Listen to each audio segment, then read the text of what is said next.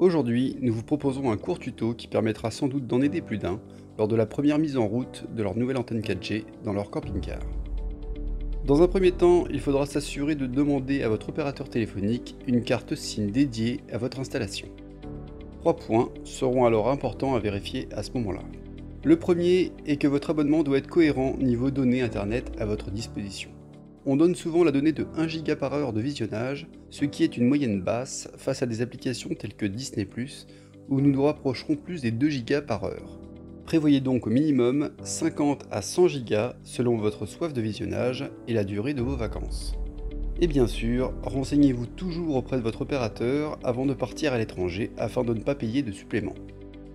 Le second point, souvent oublié, est le format de votre carte SIM. Il existe de nos jours 3 formats: le mini, le micro et le nano. La plupart des smartphones actuels utilisent le format nano alors que les systèmes d'antenne 4G optent pour le format mini, voire micro. Renseignez donc bien sur le format compatible avec votre installation pour ne pas perdre votre temps.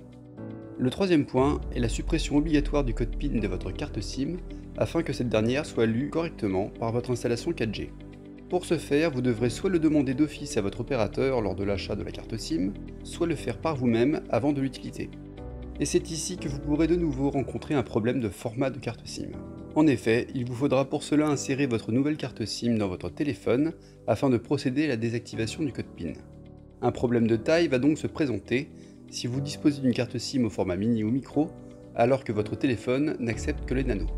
Assurez-vous donc de vous procurer une carte nano afin de la rentrer dans votre téléphone pour supprimer le code PIN, puis de lui redonner un format compatible avec votre installation 4G grâce aux adaptateurs de ce type que vous pouvez trouver facilement dans le commerce. Voici les procédures vous permettant de supprimer le code PIN de votre carte SIM, à gauche chez Android et à droite chez Apple. Une fois ceci fait, il ne vous restera plus qu'à connecter vos appareils tels que Smart TV ou téléphone sur le Wi-Fi émis par votre boîtier 4G et le tour est joué. Maintenant que vous savez tout, mettre en route votre toute dernière installation ne sera qu'un jeu d'enfant. Bon visionnage et bonne route!